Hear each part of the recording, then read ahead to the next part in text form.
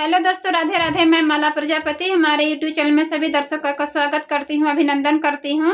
आज मैं एक बहुत ही प्यारा कहरवा नाच गीत लेकर आई हूँ। अगर आप सभी को अच्छा लगे तो प्लीज़ लाइक करना, कमेंट करना और मेरे चैनल को सब्सक्राइब करना। सासू जी के चोरी चोरी चनवा हम चोरावली, नदिया छीन रोना एक लहरा लगा, मैं नदिया छीन रोना एक लहरा लगा, मैं नदिया छीन रोना। सासू जी के चोरी चोरी चनवा हम चोरावली, नदिया छीन रोना एक लहरा लगा, मैं नदिया छीन रोना एक लहरा लगा, मैं नदिया छीन रोना।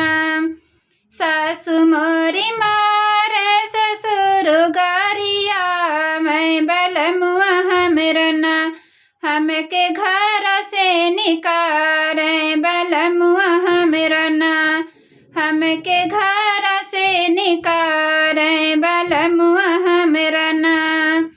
सासू जी के चोरी चोरी चनवा हम चोरावली, नदिया छीन रोना एक लहरा लगा, मैं नदिया छीन रोना एक लहरा लगा, मैं नदिया छीन रोना।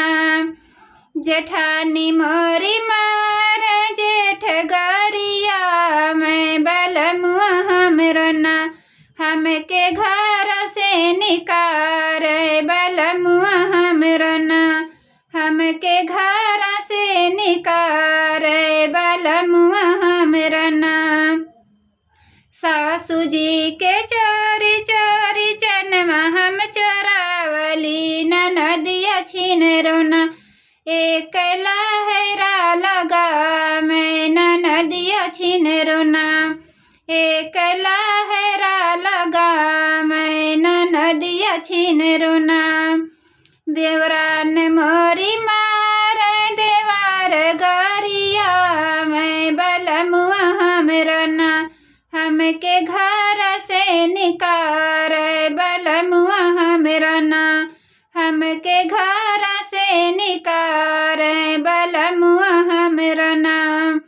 सासू जी के चोरी चोरी चनवा हम चोरावली, नदिया छीन रोना एक लहरा लगा, मैं नदिया छीन रोना एक लहरा लगा, मैं नदिया छीन रोना।